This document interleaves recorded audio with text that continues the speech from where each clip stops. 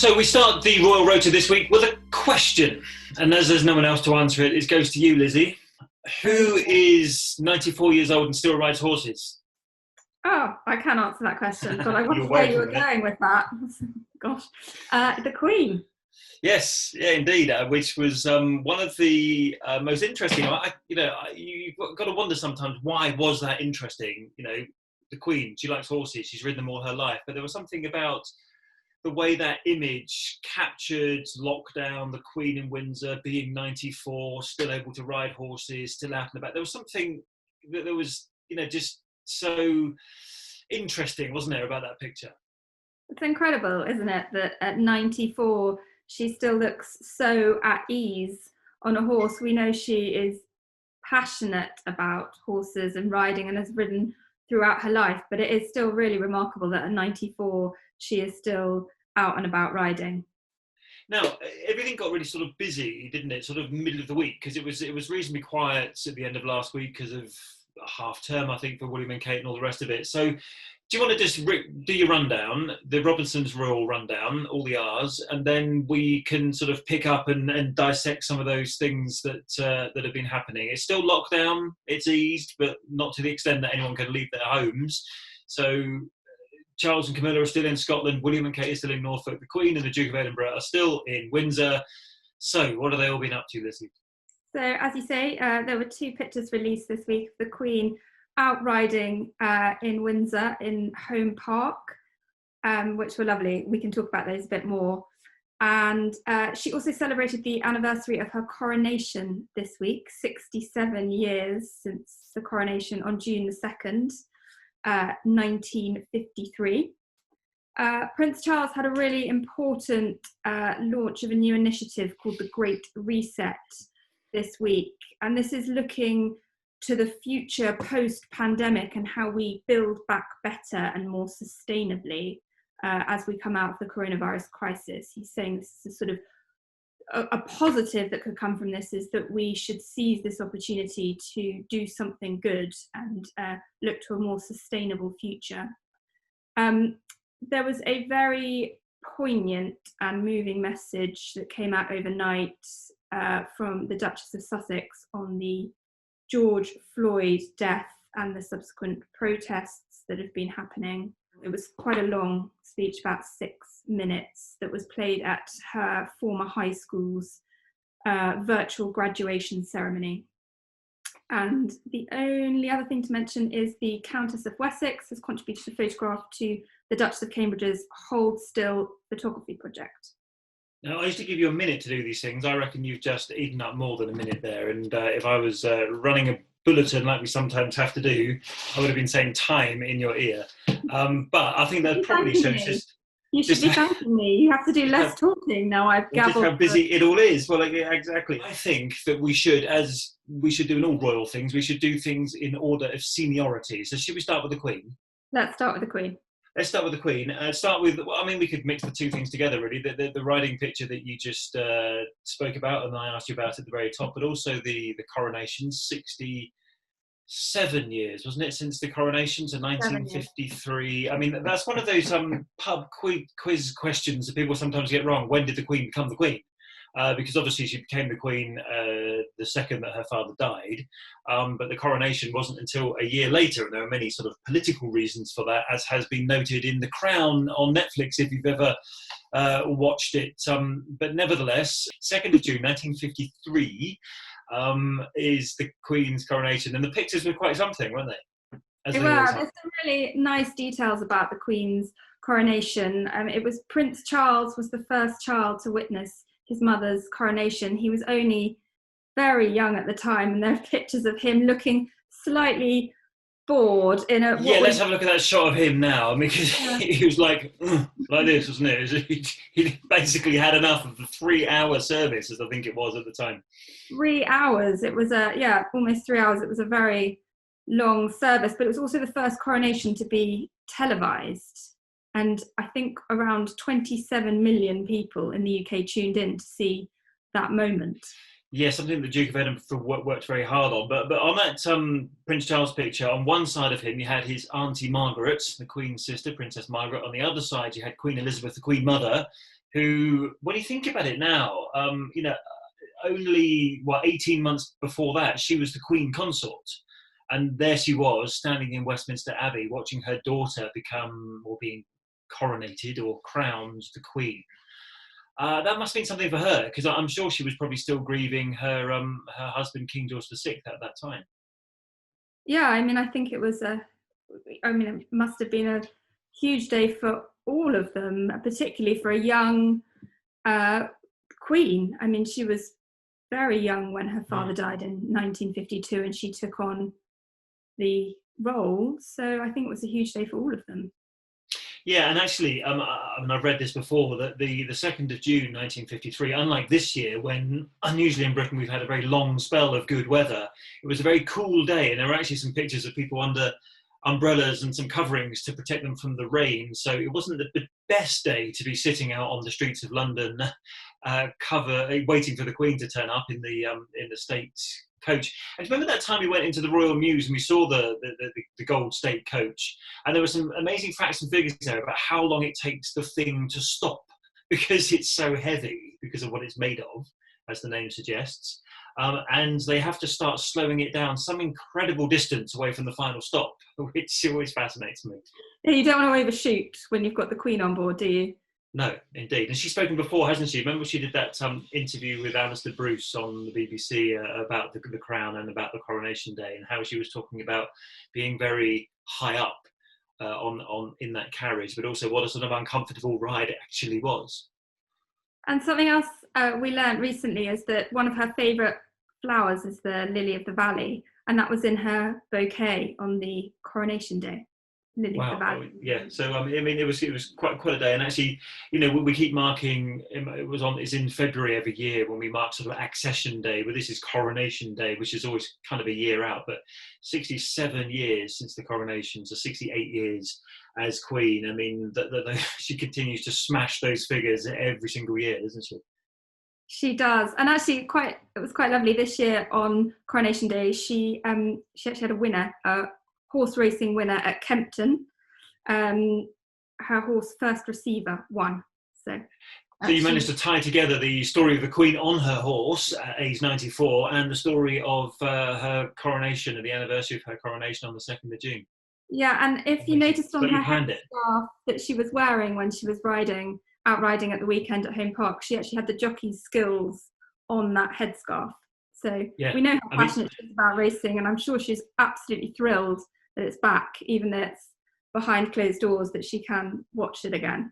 And there has been a lot of discussion actually in the past week or so about how or why racing was allowed to continue to such a late date. The Cheltenham Festival still went ahead here in the UK, even though a lot of other countries had already been massively locking down, and that will continue. I think that particular racing event will continue to have a big question mark as we look back at the pandemic and how it happened and whether we went into lockdown early enough. And I was listening to an Irish journalist who was contributing to a radio documentary about it, who said she actually asked to be flown home because she was so worried about that racing event and how close everyone was to one another. So anyway, we shall see in the fullness of time how that's played into the UK's coronavirus situation. So if we are doing things in order of seniority, we should do the Queen first, and then we should do the heir to the throne, yeah? We should, Prince Charles and his Great Reset initiative. So the Great Reset, we shouldn't be surprised that this is something that the Prince is passionate about, and we were talking about the launch of this Sustainable Markets Foundation, weren't we, when he went to Davos at the World Economic Forum way back in the, crikey, when was that? January, February time? Or even December? We went to Jerusalem, didn't we? Yeah, because he went there and then he went on to Jerusalem, that's right. Yeah, he was chatting again, wasn't he, about his Sustainable Markets Foundation, and he's basically saying that as we come out of coronavirus, as the world recovers, we should put nature at the heart of everything we do in terms of the economy and our focus, because, as you'd expect him to say, this is how we need to rebalance. Yes, he says it's all about restoring this balance with the natural world, and he thinks that we should be learning lessons and resetting ourselves on a more sustainable path as we come out of this pandemic and look to the future. And I think he feels quite strongly that this is a collective, something we all need to do collectively. We all have this vital role to play in making sure that we live as sustainably as possible and as in tune with nature as possible. Not one person can do it on their own. Yeah. And interesting, he was trying to make that connection between coronavirus and the threat that it's had to the world, and climate change and the threat that it's posing to the world. And he said that, coronavirus came upon us, to use his words, with very little warning, but climate change has been more gradual, but it will be and can be just as devastating as coronavirus has been. I think he's trying to get people to switch their minds from the immediate emergency of coronavirus that we've seen in countries across the world. Maybe they haven't been treating it the same in all different countries. If you look at Brazil, for example, or the United States, and the impact or the ongoing crisis that is climate change.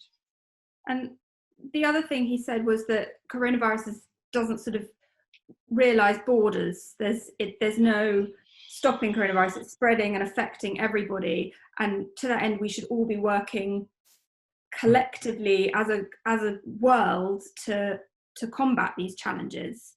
We have a golden opportunity to seize something good from this crisis. Its unprecedented shockwaves may well make people more receptive to big visions of change, and global crises like pandemics and climate change know no borders and highlight just how interdependent we are as one people sharing one planet. Over the past month or so, despite the ongoing crisis, I've been encouraged to see the growing calls for a green recovery. We need only look to the United Nations Secretary General, to the IMF, the EU, the Petersburg Climate Dialogue, the Canadian government, the COP26 Universities Network, and business leaders around the world to see this. And as we move from rescue to recovery, therefore, we have a unique but rapidly shrinking window of opportunity to learn lessons and reset ourselves on a more sustainable path. It is an opportunity we have never had before and may never have again. So we must use all the levers we have at our disposal, knowing that each and every one of us has a vital role to play. Everything I have tried to do and urge over the past 50 years has been done with our children and grandchildren in mind. So I can only encourage us all to think big and act now. And interesting that he said in there, if the planet was a patient, we would conclude that she is struggling to survive.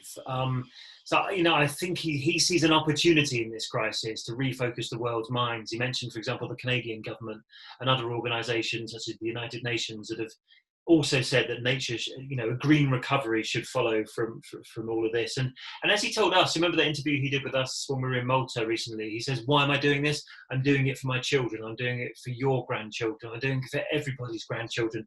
And it's interesting that he said at the end of his presentation, for the past 50 years, I've had the world's children and grandchildren in mind.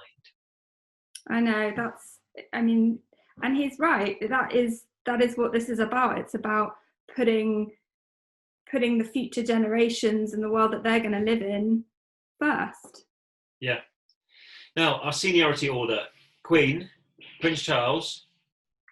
Camilla kind of comes next because she's sort of attached to Prince Charles being married, and she was talking at the beginning of the week about volunteering week and just thanking everyone who, and many more people have been volunteering as a result. And we'll come on to actually Sophie Wessex, but we could talk about her if we were doing this thematically, but because we're doing it in order of seniority, Sophie Wessex, I'm afraid, we won't be talking about her for a few more minutes yet. So, and also I need to ask you this question: where does Meghan come in if we're going to do everything in the right order?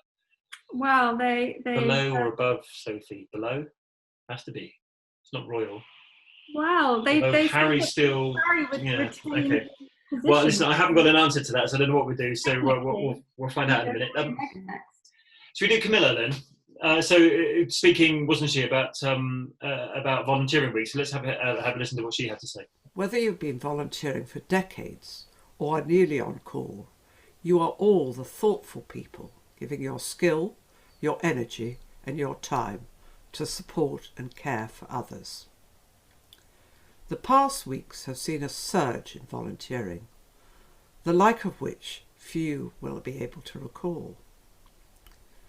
We now have a veritable army of 18,000 RVS volunteers and a staggering 600,000 NHS volunteer responders. This makes me incredibly proud of our country and of our national willingness to step forward to help in these very challenging times. May I salute all the unsung heroes gathered in today's virtual village hall and thank each of you from the bottom of my heart. Thank you. So decision time then. After Camilla, I suppose William and Kate, nothing to say there. A bit of a blank from them this week after the bingo and all the rest of it. No contributions from them, no Zoom calls from them. What's going on? It's half term for them, so they do traditionally go quiet for half term. Although it remains to be seen whether Kate has actually told the children that they're on holiday. Unlike yes, because she tried to at Easter, didn't she? So after, let's skip those two. Well, and then George, Charlotte, Louis. Well, actually, there has been a bit of a debate this week about whether they send their kids to school. William will send the children to school. So in the UK, we are allowing children of certain age groups to return to school. Correction, in England, we're allowing children of certain age groups to go to school. Different in Scotland, different in Wales, different in Northern Ireland. But anyway, that's the UK lesson. But England, I was just testing you to make sure you were still awake. Yeah, of course you were. Yeah. So in England, three school years are allowed back, which is the very lowest reception year, year 1 and year 6. And Charlotte is in one of those years. She's in year 1, isn't she?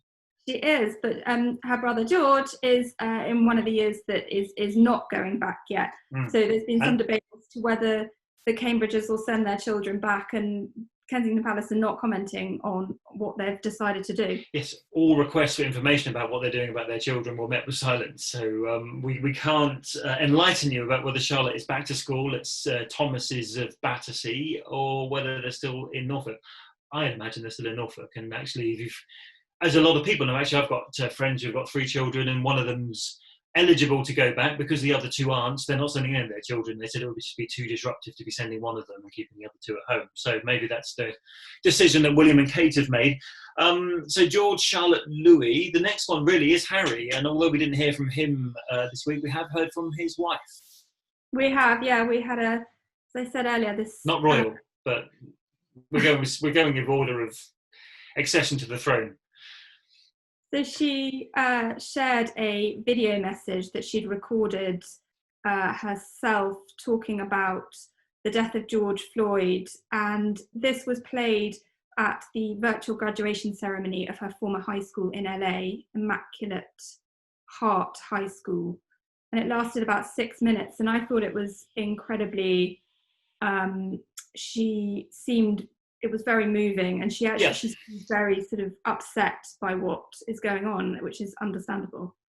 So there's a message to her graduates. So she went to Immaculate Heart High School. She was talking about when she was volunteering. She also spoke about the riots that she personally experienced when she was 11 or 12, she said, which would be the riots after the Rodney King situation in Los Angeles. She remembers a tree burning outside her home. She remembers, people, on the streets. But also sort of telling the girls of Immaculate Heart what they can do now and how they should have empathy for others, how they should see the world from those who have a different viewpoint to themselves. So there were a lot of messages in there, weren't there, for this graduation, virtual graduation ceremony. I actually thought it was really poignant, actually, when she was talking about these 1992 LA riots, and when she said that the girls should have an understanding of that as their history, not their reality, and that she was so sorry that they have not got the world to a place where they deserve it to be, as in we're still going through this all these years on, and that she feels things haven't moved on enough. Indeed. So let's listen to Meghan in a couple of chunks, perhaps, rather than one big chunk. So this is the main part of, or the beginning part of the message that she sent to the girls of Immaculate High in Los Angeles. For the past couple of weeks, I've been planning on saying A few words to you for your graduation. And as we've all seen over the last week, what is happening in our country and in our state and in our hometown of LA has been absolutely devastating. And I wasn't sure what I could say to you. I wanted to say the right thing, and I was really nervous that I wouldn't, or that it would get picked apart. And I realized the only wrong thing to say is to say nothing. The first thing I want to say to you is that I'm sorry. I am so sorry that you have to grow up in a world where this is still present. So I thought that was a really powerful message. I don't think it was scripted. It looked like she might have had some notes down there, but a lot of it, as we know, we've seen ourselves, haven't we, with our own eyes, that Meghan can do things from the top of her head. No clue about who filmed it, by the way, or where it was filmed. It was a very sort of peach-looking backdrop. Harry's done his previously from what some people have suspected might be the laundry room, but we don't know. I did think when I was watching it, though, that I think Meghan is so good at speaking and public speaking, really passionate about causes and issues such as this. And I think that people really thought that when she joined the royal family that she would be able to use her voice. And that was her strength, wasn't it? That was what I think a lot of people have concluded we are missing currently, and that the royal family are missing collectively going into the future from what Meghan could have offered had she stayed.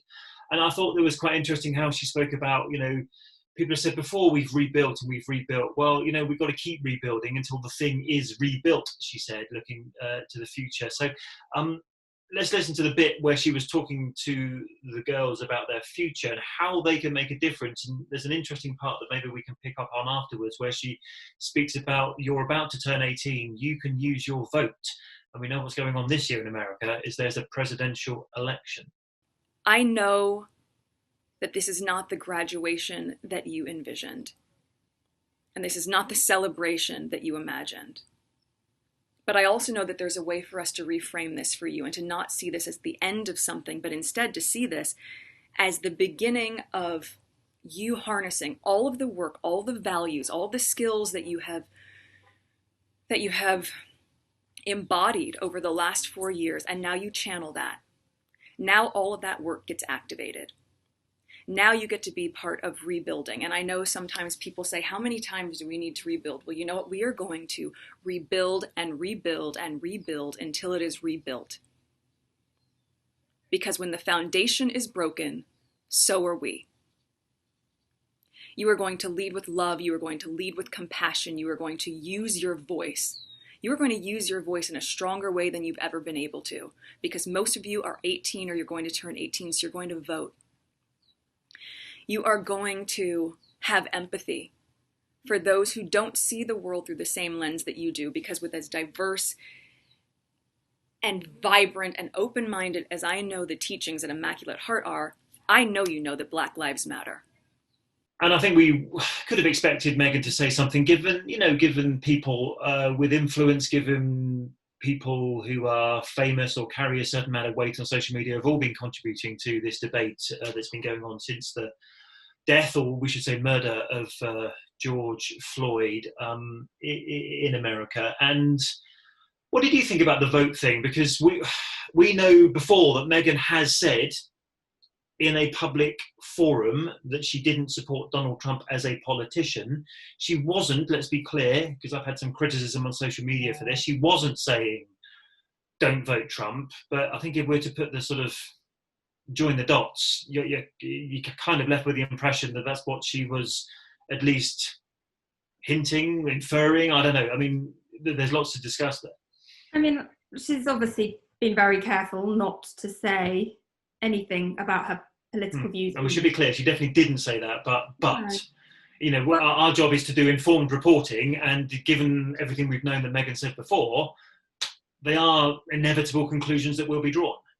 I think she's saying to these girls, use your democratic right and your voice to make a difference, be heard, and stand up, in society, and use your voice for good. And it's unlikely that she thinks that voting for Donald Trump is likely to improve the situation that some people blame him for creating. But that's all supposition. She didn't say that, but she was at least saying to the girls that that they should use their vote. So I thought that was quite an interesting contribution from Meghan. And actually, once again, they don't have the social media platform on which to do these things, and they've had to, they've used the video message to the graduation ceremony at her former school, where they still don't have. And from the conversations I've had, actually, there isn't anything coming anytime soon in terms of social media or the development of Archewell, etc., their charity foundation. I think she had planned, I think it had been planned that she was going to do something for the Immaculate Heart graduation. And then I think it just got to a point where she felt that she couldn't not address what was going on in America at the moment. And I think, and actually, had the killing not have happened, then perhaps she would have used it as an opportunity to talk about coronavirus or that impact on the world. But as we know from our own news bulletins, from American news bulletins, the George Floyd story has overtaken, at least temporarily overtaken, the coronavirus one in terms of lead story. That's right. And we know that I think she hopes her words are going to provide sort of hope, comfort, inspiration to these girls as they sort of move on to the next chapter of their lives in what's a very difficult time in America. Which means we can finally then talk about Sophie, Wessex, Countess of Wessex, Prince Edward's wife, however you want to refer to her, who it turns out has been doing quite a lot of volunteering, as a lot of people have been doing during this coronavirus crisis, and she spent a lot of her time and has contributed to the project that her sister-in-law launched here on ITV a few weeks back, when she said she wanted people to submit their contributions to capturing the life of the UK in and during the pandemic. Yeah, she wanted it to be a sort of snapshot of what different people were experiencing throughout the pandemic. And Sophie, as you say, she's sort of privately been doing lots of volunteering with different organisations throughout the outbreak. And she recently visited a mosque in Woking, and the photograph, she's titled it "Packed with Love." And it's a man called Ali who's been volunteering at the mosque, and he helped establish their food parcel delivery service. So you can see the photo that Sophie took of Ali, and then there's another photograph where you can see her taking the image.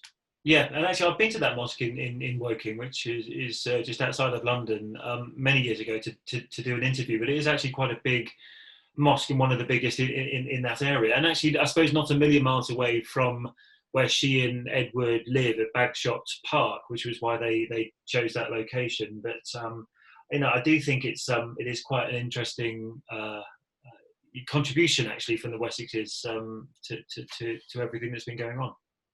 Yeah, it marks Volunteer Week, as you say, but I also think we talked recently about how the family have tried to show sort of a real unity throughout this pandemic and a real sort of working together, whether that was on that nurses video that they did where they all came together to give messages, or something like this where Sophie is supporting the Duchess of Cambridge's project. I think it's been really nice seeing them all work together. They did the Zoom calls with the nurses from various Commonwealth countries, and I thought they came across as though they had a really lovely relationship, and they did seem to sort of bounce off each other, and there were definitely there Sophie joking about the homeschooling and how it would bite their hand off to have their help. So I think they genuinely seem to get on really well.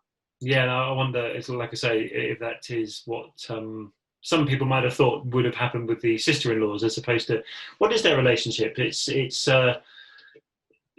William's aunt, isn't she, through marriage? So that makes her aunt-in-law, if there's such a thing.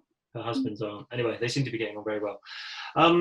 So we don't know what's going on next week. We can't talk about next week. We don't know actually that it's coming up, however, for what would have been Trooping the Colour, which we know has cancelled, the Queen's official birthday. And I don't think I think we can expect them to do something, although we just don't yet know what that will be. There have been some articles in some of the British newspapers about there will be something happening at Windsor. We don't know who it involves, what it involves, but the Queen's official birthday is kind of still in the diary. It's whether or not they'll be able to do anything, and it certainly won't be on a scale as Trooping the Colour and the Buckingham Palace and all the pomp and pageantry that goes on then. But we are left wondering if something will actually happen on the birthday, which is around about mid-June. Yeah, 13th of June this year would have been Trooping, which is always a spectacular sight, seeing all those carriages come out and the family come out onto the balcony for the to see the crowds. And there's always that photograph, isn't there? Yes, well, we could do some guesswork. I mean, because, the Queen is at Windsor, unlikely to leave. Her birthday's still happening, and it's her official birthday on the 13th of June. Does that mean that they are going to do something at Windsor? Question mark. Question mark. There's also another big birthday this TPC. week. Say again? There's also another big birthday this week. Not mine. No, not yours. No, whose is it? Prince Philip turns 99 this week. Of course, yeah, June the 14th, 4th, 9th, 8th, 10th. I didn't get any of those right at all, did I? Anyway, the 10th, yes, of course. Prince Philip's birthday is on June the 10th, isn't it? That's correct, Chris, yes it is. And he's going to be 1 year off 100 when he has his birthday. Yeah. Yes. I wonder whether he'll be out celebrating. You'll probably see him actually sneak out of Windsor Castle and maybe pop down in if you can find any pubs serving alcohol through the window. He's never one to like a fuss though, is he, Prince Philip? So whatever he does, I imagine it'll be very low key.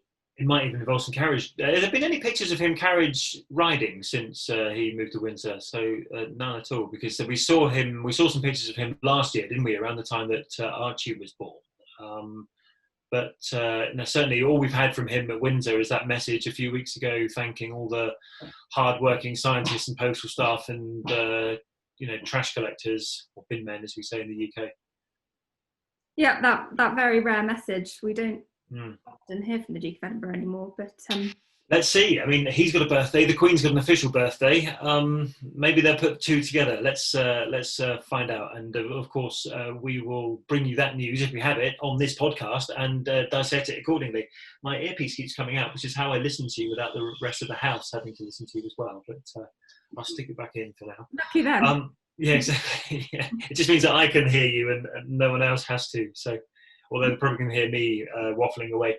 Right then, so we can't do the next week rota plan. So, and that's this week properly dissected. I can see my Zoom countdown is telling me that I've got only about 2 minutes left in any case. So it's probably good to end before it shuts me up. Yeah, I think we've covered off everything, and I've got nothing else to throw forward to next week, I'm afraid. In which case, I'm sure we'll still be at home. But until next time, thank you for watching. Thank you for subscribing. Thank you for listening. However you continue to get this half hour of subconscious and unconscious thoughts, then thank you for doing so. And we'll see you next week.